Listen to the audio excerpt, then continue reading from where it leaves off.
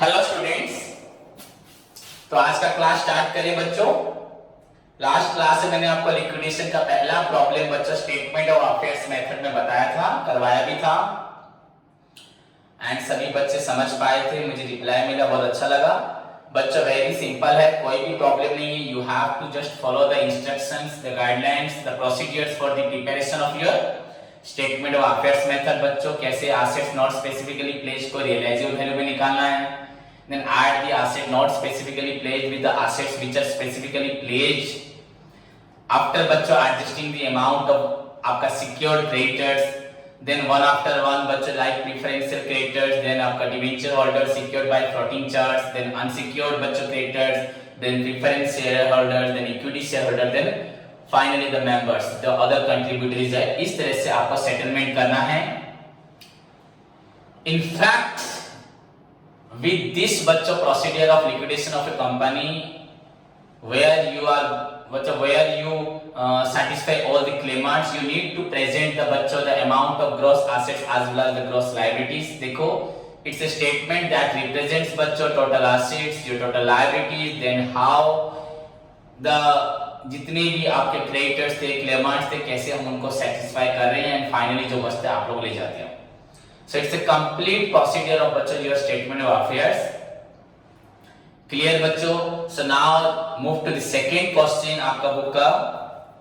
देखते हैं बच्चों second question। दो ही क्वेश्चन आपकी बुक में मैंने आपको पहले भी बताया था। Statement of affairs and deficiency account बच्चों यहाँ बनाना है। मैं आपको बताऊंगा सब। So बच्चों following information is extracted from the books of a limited company on 30th June 2016 on which date a winding up order was made। इसी डेट पे बच्चों आपका इंफॉर्मेशन जो दिया है उसी डेट पे कंपनी वाइंडिंग अप होने जा रही है and you are required to बच्चों prepare the statement of affairs. आपको बनाना है स्टेटमेंट ऑफ अफेयर्स। कैसे बनेगा, इनका वाइंड अप कैसे होगा। ओके बच्चों, so let's move to the बच्चों सॉल्यूशन। सी बच्चों क्वेश्चन नंबर 2। बच्चों a limited company, so you can write here simply बच्चों ऐसे भी आप और हेडिंग आपको लिखवा देता हूं आज बच्चों, ऐसे भी लिखते हैं ए लिमिटेड कंपनी। बच्चों यहां पे ए लिमिटेड नॉट द नेम, ऐसा कोई नेम नहीं है, बट सिंपली बच्चों सपोज मैं आपको यहां पे ए नाम एक नाम दे देता हूं, यहां पे नाम नहीं है तो आपको लिखने की जरूरत नहीं है। आप बस सोच लो बच्चों, सपोज हो गया आपका जेड लिमिटेड कंपनी, सोच लीजिए। तो यहां पे आपको ऐसे लिखना है इन लिक्विडेशन। ये आपका प्रोसीजर्स होता है बच्चों लिक्विडेशन में। उसके बाद बच्चों statement of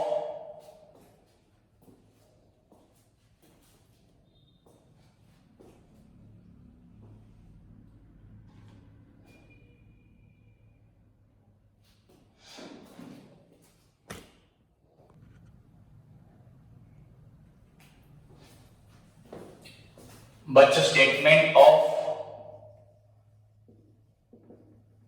affairs. Then finally बच्चों इसको बीच में नहीं देता हूं,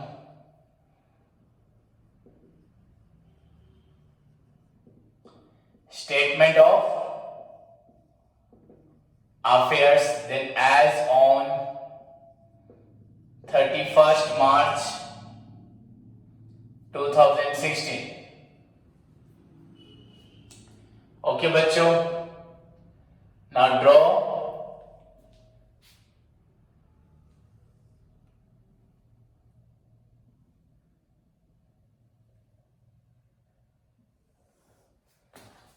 बच्चों particulars, then here बच्चों estimated realizable value।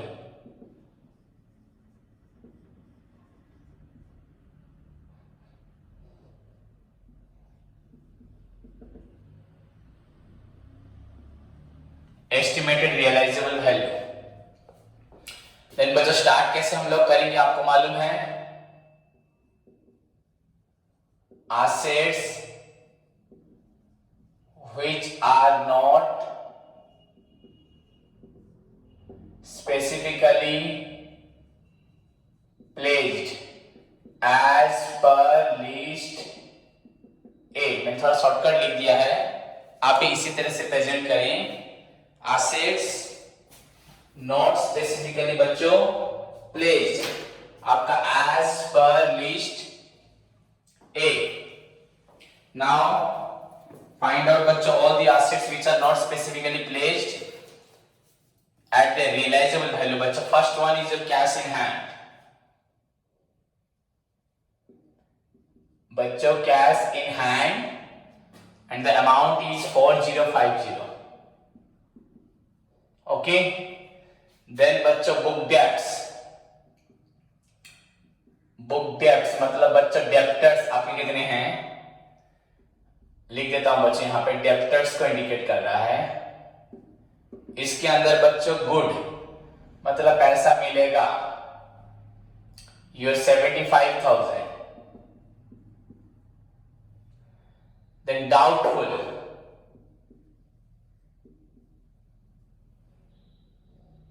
बच्चा, डाउटफुल में आपका एस्टिमेटेड टू प्रोड्यूस मिलने का चांस है, एस्टिमेटेड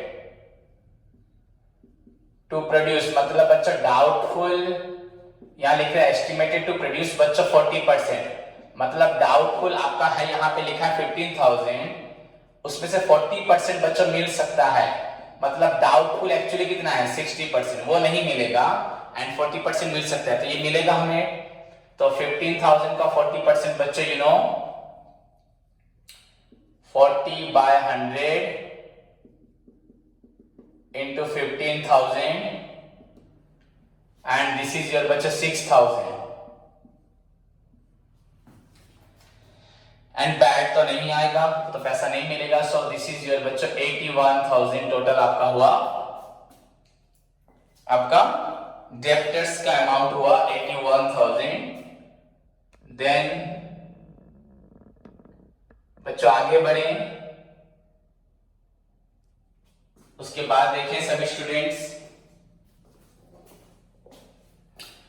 बच्चों स्टॉक इन ट्रेड, जो आपका क्लोजिंग स्टॉक होता है, stock in trade and estimated to produce बच्चों 1,19,350, एक्चुअली अमाउंट था 1,44,000 पर अभी है आपका 1,19,350।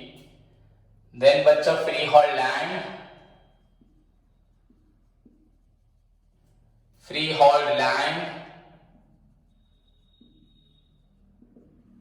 एंड बिल्डिंग्स बच्चों, ये भी आपका 3,30,000 है पर प्रोड्यूस होगा आपका बच्चों 3,91,000। Then plant and machinery, simply बच्चों सारी एसेट्स लिख देना है, आपको कुछ सोचना भी नहीं है। इसका वैल्यू बच्चों 1,50,000 है पर एस्टिमेटेड टू प्रोड्यूस 1,06,000। देन बच्चों फिक्सचर्स एंड फिटिंग्स, देखिए मैं सारी एसेट्स लिख रहा हूं, कुछ सोचना नहीं है आपको, यहाँ पे करंट एसेट फिक्स्ड एसेट सब कुछ लिखना है। ये आपका 25,000 बट एस्टिमेटेड टू प्रोड्यूस मतलब अभी कितना वैल्यू है आपका 15,000। देन बच्चों आपका इक्विटी शेयर, तो यू नो आपका इक्विटी शेयर क्या है, ये मेंबर्स जो आपके हैं। देन प्रीफरेंस शेयर बच्चों, आपको मालूम है प्रीफरेंस शेयर भी क्या है, नो डाउट किसी को भी डाउट नहीं होगा, ना इक्विटी शेयर में ना प्रीफरेंस शेयर में। उसके बाद बच्चों कॉल्स इन एरियर बच्चों, और इक्विटी शेयर के ऊपर 8,000 है पर उसमें से मिलेगा एस्टिमेटेड टू प्रोड्यूस 4,000, मतलब कॉल्स इन एरियर पैसा नहीं मिलने का चांस है 8,000 बट बच्चों एस्टिमेटेड टू प्रोड्यूस आपको मिलेगा 4,000, मतलब 4,000 नहीं मिलेगा, नहीं मिलेगा एंड 4,000 मिलेगा। क्लियर। देन बच्चा 9% first mortgage debenture secured by floating charge, ये तो आपका मॉर्गेज जो होता है आपका लिस्ट बच्चों आपका डी में जो होता है debenture holder secured by floating charge वो दिया है, वो तो माइनस होगा। देन बच्चों क्रेडिटर्स फुली सिक्योर्ड यहां पे आया बच्चों, आपका जो सिक्योर्ड क्रेडिटर होता है and plus assets which are placed कौन सा एसेट्स प्लेज है बच्चों? लिखा है value of share in A limited. Question को सभी स्टूडेंट्स ध्यान से सुने, देखें बच्चों, हमारे पास कुछ शेयर है। मैंने बच्चों यहाँ पे लिखा आपका stock, land, building, plant, machinery, वैसे बच्चों मेरे खुद के शेयर्स हैं। खुद के शेयर मतलब मैंने किसी कंपनी, मैंने सपोज टाटा कंपनी में पैसा लगाया तो वो शेयर मेरे पास हैं, तो वो भी तो एसेट है, वो भी तो यहाँ लिखना था investment in A limited, B limited, C limited, हमने पैसा लगाया है। वही कभी क्या हुआ बच्चों, सपोज मैंने किसी मिस्टर वाई से पैसा लिया, उधार लिया, तो उधार लेते वक्त मैंने वही टाटा कंपनी के शेयर उसको दे दिए, तो वो भी लोन बच्चों सिक्योर हो गया। मैंने यहाँ पे जैसे आप लैंड बिल्डिंग देके लोन लेते हो, वैसे ही मैंने शेयर देके बच्चों क्या किया, लोन लिया। तो शेयर देके लोन लिया मतलब वो भी आपका सिक्योर क्रेडिटर्स, एंड आपका शेयर मतलब आपका इन्वेस्टमेंट, आपने इन्वेस्टमेंट को दे दिया है, मतलब ये प्लेज में चला गया, ये एसेट्स आपका प्लेज में चला गया, ध्यान दीजिए।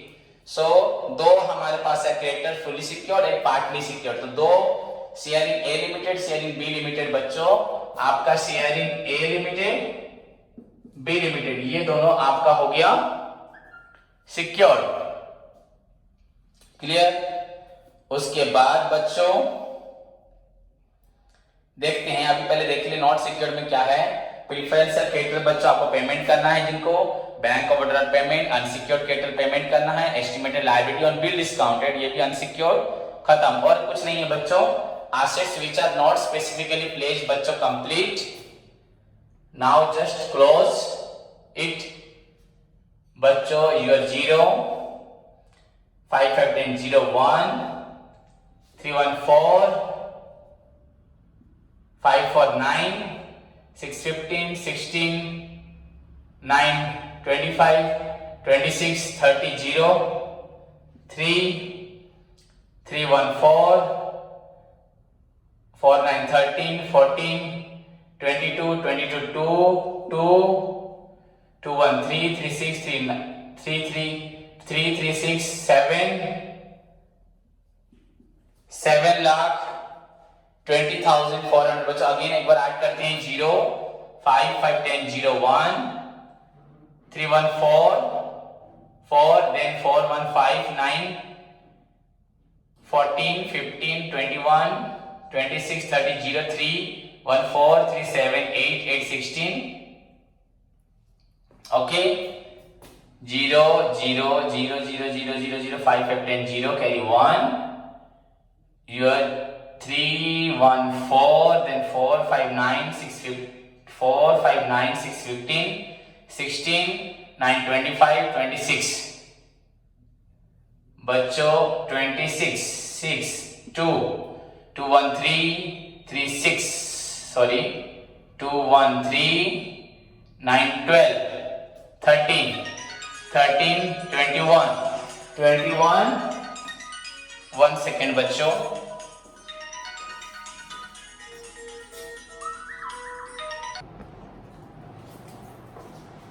हेलो बच्चों,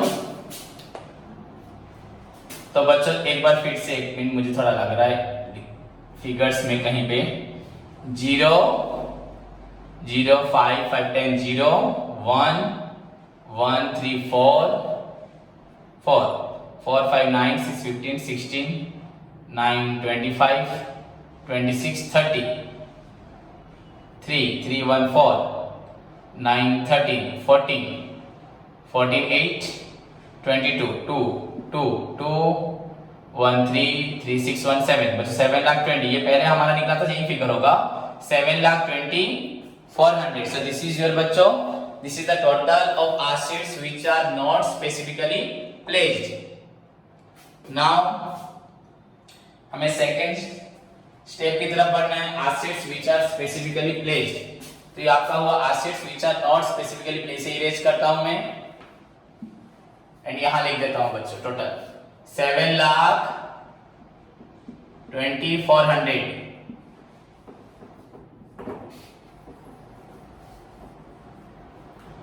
अब देखिए सभी, अब लिखने हैं आपको assets which are specifically placed as per list B, as per list B.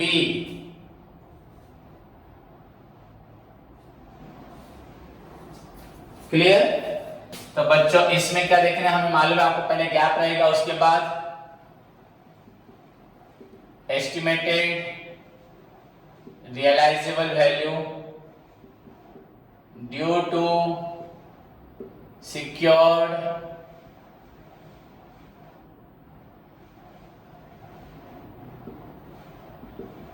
creditors deficiency as regards unsecured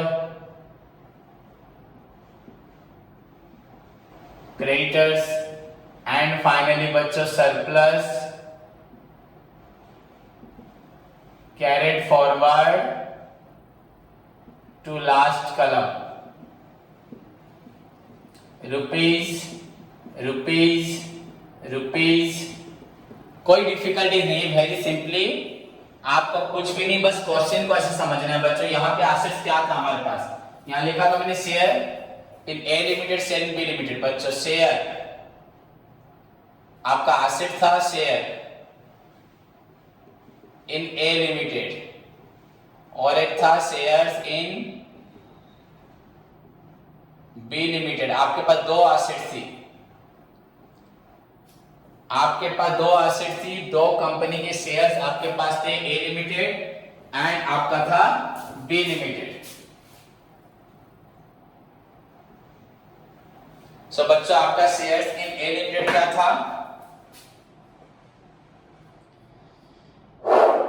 देखो बच्चों 80,000, आपका था शेयर था 70,000 पर, नहीं वैल्यू ऑफ शेयर था बच्चा 80,000 पे, ओके। एंड आपका लोन था कितना, क्रेडिटर्स फुली सिक्योर्ड लिखा, लोन है 70,000 से ड्यू था 70, एसेट था 80, तो डेफिशिएंसी नील एंड बच्चों आपका सरप्लस हो गया 10। इसको लास्ट कॉलम में लेना है। फिर बच्चों shares in B limited,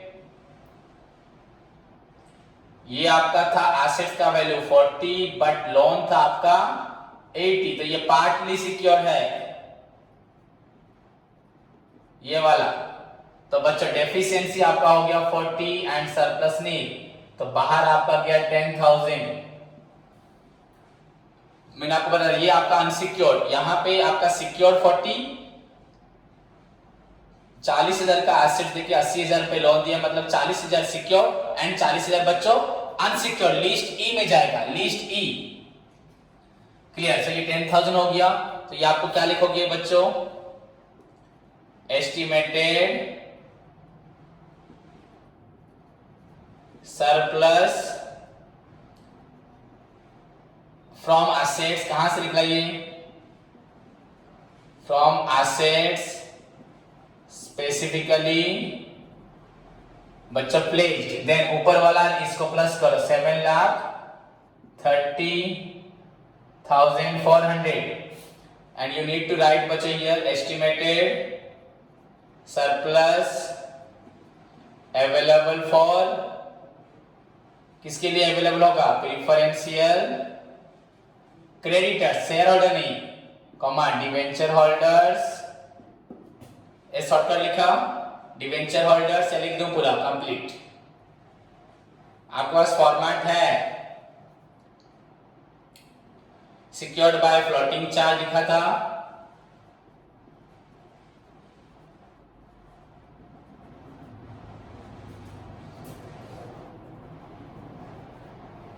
floating charge comma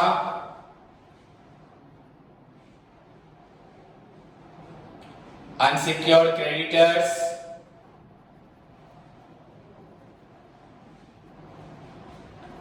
and बच्चों मेंबर्स। तो दिस अमाउंट बच्चों 7,30,400, इस अमाउंट को आपको इस तरह से हेडिंग देना है सभी के लिए। Clear students? तो 7,30,400 is the amount available for बच्चा preferential creditor, debenture holder, unsecured creditor, then उसके बाद प्रीफरेंशियल इक्विटी शेयर। मैंने वहां पे मेंबर्स लिख दिया बस। Clear students? So this is your बच्चा 7,30,400 and you need to write बच्चों only here।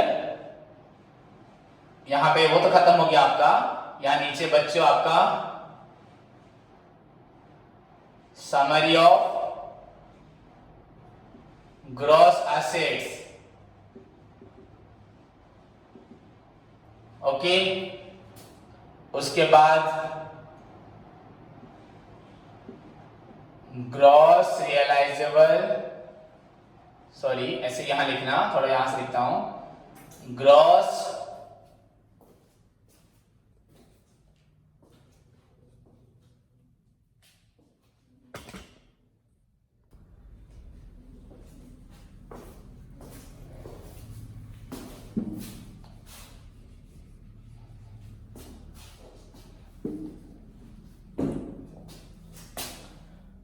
बच्चों ग्रॉस रियलाइजेबल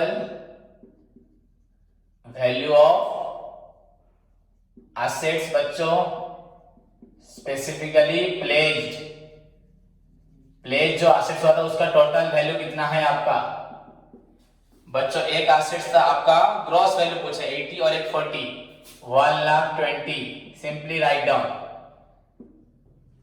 एंड बच्चों उसके बाद अदर एसेट्स, यहां पे कोई एडजस्टमेंट नहीं है आपका। एक value of A share, value in A limited में बच्चों 80,000 था, इसमें 40, तो 1,20,000। अदर एसेट्स था आपका 7,20,400, ये निकला था हमारा पहले। सो टोटल एसेट आपका हो गया 8,40,400। सो दिस इज योर बच्चों gross assets, gross assets. Clear बच्चों? देन मूव टू दी बच्चों क्लेमांट्स को कैसे सेटलमेंट करेंगे। ये आपका ग्रॉस एसेट्स हो गया। Now you need to write here liabilities and this side में बच्चों gross liabilities. Very simple, gross liabilities. बच्चों लायबिलिटी में पहले आपको लिखना है प्रीफरेंशियल, आपको लिखना है सिक्योर्ड क्रेडिटर्स, जो था आपका सिक्योर्ड क्रेडिटर्स आपका था बच्चों, जो आप लोगों ने वैल्यू एक फुल्ली सिक्योर्ड था, पार्टली सिक्योर्ड, जो भी हो बच्चों आपका 80,000 पहला लोन था, 70,000 एसेट दिया था 80,000 का, और दूसरा लोन था 40,000 का। 70 पहला लोन और दूसरा वाला 40। आप लोग बोलोगे सर 80,000 लोन था बी लिमिटेड में, पर सिक्योर्ड लोन कितना था, सिक्योर्ड क्रेडिटर कितना था बच्चों? 40 ही था। इसको लिखना है एज पर लिस्ट बी। बच्चों आपका ए लिमिटेड से लोन था 70,000 पूरा सिक्योर्ड, एंड बी लिमिटेड से था बच्चों 40,000 सिक्योर्ड। सो 1,10,000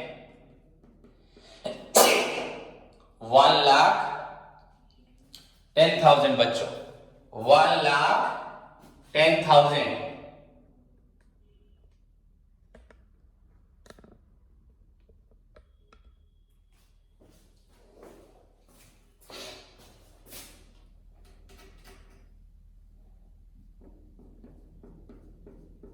उसके बाद बच्चों प्रीफरेंशियल क्रेडिटर्स, डायरेक्ट क्वेश्चन में दिया हुआ है बच्चों। प्रीफरेंशियल क्रेडिटर्स आपका है 15,000। सो राइट बच्चों हियर 15,000 एंड ऑल्सो हियर बच्चों 15,000। यहां पे आपको माइनस करना है 7,15,400 एंड राइट डाउन हियर बच्चों एस्टिमेटेड सरप्लस, पैसा बच रहा है अवेलेबल फॉर आपका डिवेंचर, उसके बाद अनसिक्योर्ड क्रेडिटर, सभी लिखे अच्छे से। उसके बाद बच्चों आपका preference share holder, preference share holders comma equity share holders and बच्चों उसके बाद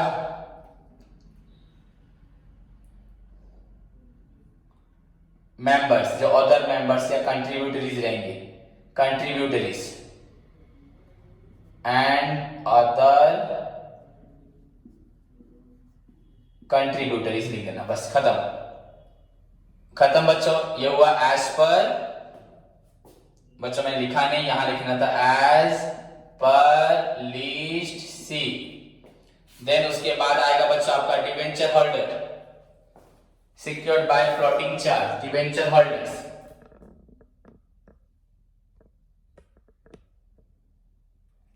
debenture holders,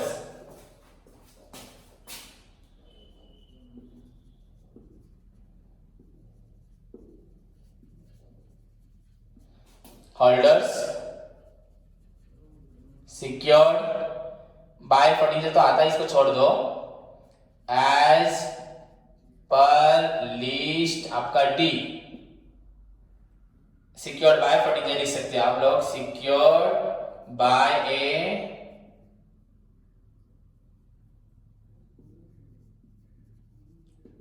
फ्लोटिंग चार्जेस। जो थ्योरी पढ़ाया था उसको निकाल के पढ़ो, जो पढ़ी थी इसलिए भर कर बच्चों। डिवेंचर ऑर्डर आपका है क्वेश्चन में 4 लाख, 9% मॉर्गेज डिवेंचर बच्चों आपका है 9% mortgage.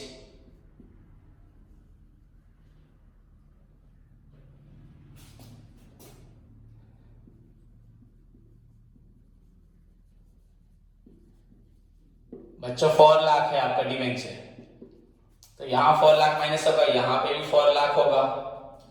So this is your बच्चों 3 लाख। देखो कैसे सेटलमेंट हो रहा है, 3 लाख 15,400, 3 लाख 15,400। अब ये अमाउंट किसके लिए बचा, अनसिक्योर्ड क्रेडिटर्स के लिए बच्चों। आपको लिखना है यहां पे estimated surplus available for unsecured creditor, then preference shareholder, comma equity shareholder and other contributors, ऐसे लिख देना, एंड करके लिख देना बच्चों। ये मैंने लिखा नहीं, आप खुद लिखोगे। उसके बाद बच्चों आपका आएगा unsecured creditors, unsecured creditors बच्चों as per list ई। अब देखिए अनसिक्योर्ड क्रेडिटर में क्या क्या है आपका,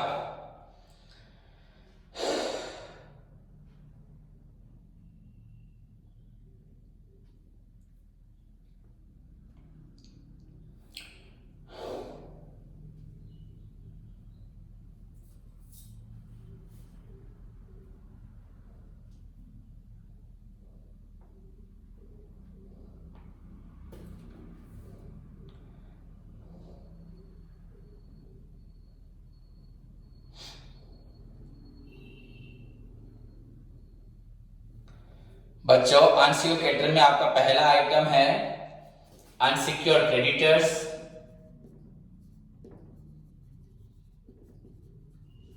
ये आपका है 5,20,000। एंड दूसरा आइटम है बच्चों liability on bill discounted, on bill sorry building में बिल डिस्काउंटेड, ये आपका हुआ 20,000। और एक यहां पे दिया है बच्चों bank overdraft comma secured by second charge on the whole of the assets of the company, bank over whole of the assets. तो ऐसा कोई मीनिंग आ ही नहीं रहा बच्चों इसमें, तो bank overdraft secured by charge. तो अगर ऐसा 40,000 तो व्हिच एसेट से तो मालूम नहीं पड़ेगा, एडजस्ट कैसे करोगे overall. So write down this item also here बच्चों, बैंक ओवरड्राफ्ट 40,000, या इसको नहीं तो डिबेंचर के साथ आप लिख सकते हो, डिबेंचर के साथ जहां हमने डिबेंचर लिखा था लीज डी में 4 लाख। यहाँ पे बच्चों और एक आइटम भी लिख सकते हो आप लोग, डिवेंचर होल्डर्स लिखा था 4 लाख, ये आपका फ्लोटिंग चार्ज था, और एक फुल चार्ज करके बच्चों सेकेंड चार्ज करके